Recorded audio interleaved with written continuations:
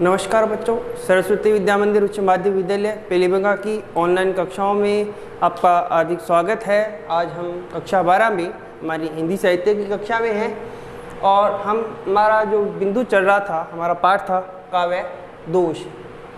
तो काव्य दोष में हमने पूर्व में काव्य दोष की परिभाषा, विभिन्न विद्वानों ने क्या परिभाषाएं दी है और काव्य दोष के कितने भेद होते हैं, इन पर हमने चर्चा की थी।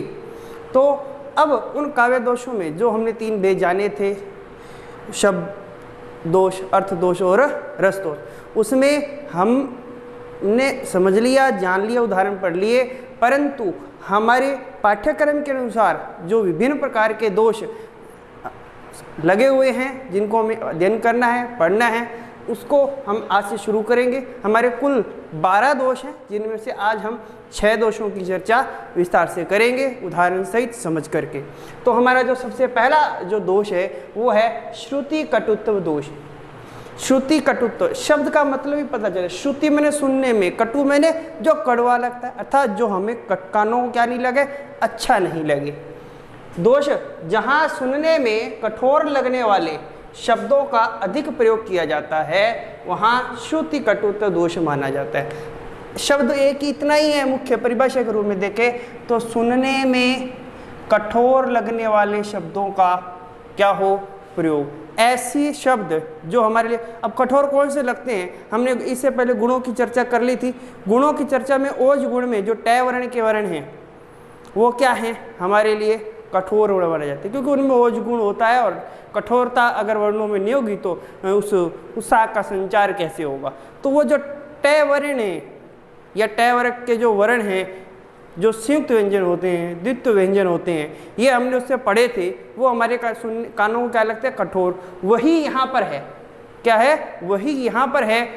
जैसे उदाहरण देखो, क्या, पर क्या ने विषयोत्कृष्टता करती विचारोत्कृष्टता। अब इसको बोलते समय भी हमें इतनी कठिनाई लग रही है, तो सुनने में तो लगनी है। कौन से 2 शब्द, एक तो ये विषयोत्कृष्टता और एक ये विचारोत्कृष्टता। ये क्या है, शब्द सुनने में भी कठोर है और उच्चारण करते समय भी हमें कठोरता का आभास हो जाता है। इसलिए इस वाक्य में क्या है, श्रुति कटुत्व दोष है। पहले बच्चों ध्यान देने वाली बात है इसमें, यह जो है, यह जो दोष है वो श्रृंगार, करुण और शांत, इन 3 रसों में तो क्या है, ये दोष के रूप में माना जाता है। ये क्या है, अगर इन 3 रसों के वाक्यों में अगर इस प्रकार के शब्दों का प्रयोग, वर्णों का प्रयोग अगर इसमें होता है तो वो क्या होगा, दोष होगा। परंतु वहीं इसके उल्टे अगर देखा जाए, हमने चर्चा कर ली थी, वीर रस, रौद्र रस और भयानक रस, इनमें ये क्या काम करता है, ये यहाँ पर गुण का काम करता है। अगर ये इनमें हो तो ये गुण होंगे, परंतु श्रृंगार, करुण, शांत रस में हो तो ये यहाँ पर क्या, किसका काम करेगा, ये यहाँ पर दोषों का काम करेगा। तो इस प्रकार जो सुनने में कठोर लगे वो क्या होंगे, हमारे श्रुति कटुत्व दोष होंगे। हमारा दूसरा है च्युत संस्कृति दोष। च्युत अलग हो जाए, संस्कृति मैंने संस्कृति। अब हम यहाँ पर किसकी संस्कृति की बात करेंगे, हम कविता की बात करें तो कविता मैंने साहित्य की बात करें, साहित्य मैंने भाषा की बात करें, तो भाषा की संस्कृति से क्या हो जाए, जो अलग हो जाए। तो भाषा की संस्कृति से अलग होने का मतलब, भाषा की संस्कृति क्या है, हम व्याकरण से पढ़ते हैं और व्याकरण से क्या हो जाए, वो अलग हो जाए। तो व्याकरण से अलग का मतलब क्या है, व्याकरण के नियमों के विरुद्ध पदों या शब्दों का प्रयोग करने से च्युत संस्कृति दोष माना जाता है। क्या हो जाए, व्याकरण के नियमों का, बस इतना सी परिभाषा है, व्याकरण के नियमों के विरुद्ध। क्या, जहां पर काव्य में व्याकरण के नियमों के विरुद्ध क्या हो जाए, कोई शब्द या पद लग जाए, वो क्या होगा, च्युत संस्कृति दोष होगा, अपनी संस्कृति से जो अलग हो जाए। अब भाषा की संस्कृति, साहित्य की संस्कृति, उसका व्याकरण होता है और व्याकरण से अगर वो अलग हो जाता है तो वो क्या है, च्युत संस्कृति। जैसे, इस निराशता को छोड़ो तुम आशा को ले लो काम। इस निराशता को छोड़ो तुम आशा से ले लो काम। अब आशा का उल्टा निराशा होती है, न कि निराशता। तो यहाँ पर ये क्या हो गया, प्रत्यय का प्रयोग सही नहीं हुआ, इसलिए और इसमें निराशता की जगह निराशा करना था, निराशा, उपसर्ग का प्रयोग भी सही नहीं हुआ, इसलिए क्या है यहाँ पर निराशा शब्द का प्रयोग होना चाहिए था। तो भाई व्याकरण संबंधी क्या होंगे, यही दोष होंगे। कौन से? उपसर्ग प्रत्यय सही नहीं लगाना, संधियों का विच्छेद सही नहीं, संधि का प्रयोग सही नहीं होना, समासों का सही प्रयोग न करना, या पुल्लिंग को स्त्रीलिंग, स्त्रीलिंग को पुल्लिंग बना देना, या स्त्रीलिंग की शब्द है उसका अंत पुल्लिंग से कर देना है। अगर एक वचन है, एक वचन को बहुवचन, बहुवचन को एक वचन, माने इनका क्या कर देना, एक दूसरा से विपरीत जहां पर क्या हो जाए, प्रयोग हो जाए व्याकरण संबंधी, वो क्या होगा, च्युत संस्कृति दोष होगा। अब है हमारा तीसरा ग्राम्यत्व दोष। अब ग्राम्यत्व मैंने ग्राम से, गांव से, अब गांव का मतलब हमारी स्थानीय ग्रामीण भाषा के जो शब्द है उनका क्या हो, दोष होना चाहिए। परिभाषा देख लेते हैं। गवारू या ग्रामीण बोलचाल के शब्दों का शिष्ट साहित्य में प्रयोग ग्राम्यत्व दोष माना जाता है।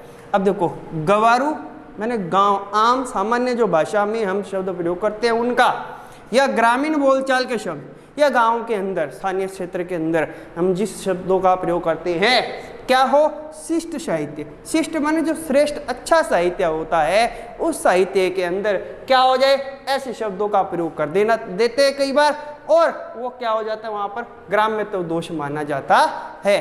जैसे मूंड पे मुकुट धरे सोहत गोपाल। अब मूड, ये जो शब्द है मूंड, अब ये किसके लिए प्रयोग हुआ, अब मुकुट धर रहा है कौन, गोपाल भगवान श्री कृष्ण। कहाँ पे धरेंगे भाई, मस्तक पर धरेंगे, तो यहाँ पर मस्तक शब्द प्रयोग करते, माथा शब्द प्रयोग कर देते, परंतु क्या किया, मूड, ये यहाँ पर क्या है, ग्रामीण भाषा का शब्द है, इसीलिए इसमें क्या है, ग्राम्यत्व दोष है। ग्राम्यत्व दोष क्या, कि जहाँ पर हमारे स्थानीय आम बोलचाल के भाषा के शब्दों का प्रयोग हम कर लेते हैं, कहाँ पर, अच्छे साहित्य में, तो वो ग्राम्यत्व दोष माना जाता है। आगे अक्रमत्व दोष। अक्रम माना जिसका क्रम सही नहीं हो, अक्रमत्व दोष जिसका क्रम क्या नहीं हो, सही नहीं हो। क्या कहा, काव्य में यथास्थान क्रम पूर्वक पदों का प्रयोग न होना। यथास्थान माने जिस कविता में जिसका स्थान जहाँ होना चाहिए, मैंने भाषा के नियमों के अनुसार वाक्य निर्माण में जो स्थान जिस पद का जहाँ होना चाहिए था, अगर वो स्थान पर क्या क्रम पूर्वक पदों का प्रयोग न हो, अगर उस नियम के अनुसार प्रयोग नहीं किया जाता तो अक्रमत्व दोष माना जाता है। जैसे विश्व में लीला निरंतर कर रहे हैं मानवी, विश्व में लीला निरंतर कर रहे हैं मानवी। अब इसको पढ़ते ही हमें पता है लीला कौन कर रहा है भैया, तो अंत में लिखा मानवी। अब ये इस शब्द का प्रयोग कहाँ होना चाहिए था, इस शब्द का प्रयोग यहाँ होना चाहिए था लीला से पहले, क्योंकि विश्व में मानवी लीला क्या हो रही है, निरंतर कर रहे हैं, ने कि लीला निरंतर कर रहे हैं मानवी। तो यहाँ पर क्या हुआ, इस मानवी शब्द का प्रयोग क्या हो गया, सही स्थान पर यथास्थान न होने के कारण यहाँ पर क्या है, अक्रमत्व दोष है। सीधी सीधी भाषा में अगर कहे कि व्याकरण के नियमों के अनुसार अगर किसी शब्द का प्रयोग उसके मूल स्थान पर नहीं होता तो वह क्या है, अक्रमत्व दोष माना जाता है। आगे पांचवा दुष्क्रमत्व दोष। दुष्क्रमत्व मैंने मैंने बुरा, मैंने बुरा मैंने जो सही नहीं हो, जो गलत हो, क्रम मैंने क्रम कि जो सही क्रम नहीं है उसका प्रयोग किया जाए। जहां किसी बात को सामान्य लोक नियम की अवहेलना करके प्रस्तुत किया जाए, जहां किसी बात को सामान्य लोक नियम ठीक है क्या, अर्थात जो हमारा जीवन में व्यवहार में जो हम बात करते हैं, बातचीत करते हैं, कार्य करते हैं, जिन नियमों का पालन करते हैं, उन नियमों को क्या हो, अवहेलना हो जाए, तो वहां क्या होगा, दुष्क्रमत्व दोष माना जाता है। इसको ऐसे भी समझ सकते हैं कि या जहां पर क्या लोक या शास्त्र के विरुद्ध, क्या लोक या शास्त्र मैंने जो हमारे संसार के लोग कहते हैं, ये जो शास्त्रों में बात की गई है उसके विरुद्ध अगर कोई यहाँ पर क्या की जाए, बात की जाए, कथन कह दिया जाता है, तो वहां पर क्या होगा, दुष्क्रमत्व दोष माना जाता है। अब जैसे सामान्य सा उदाहरण यहाँ पर हमने लिया कि पैसे दे दो 5 नहीं तो 10 ही दे दो। अब भाई सामान्य सी बात है कि अगर हम किसी से कोई रुपए मांगते हैं तो हम 5 रुपए मांग लिया, मान ला 5 मांगा तो अगर किसी के पास भी नहीं है तो हम क्या कहेंगे, 5 नहीं तो भाई एक बार 2 रुपये दे दे या 3 रुपये दे दे।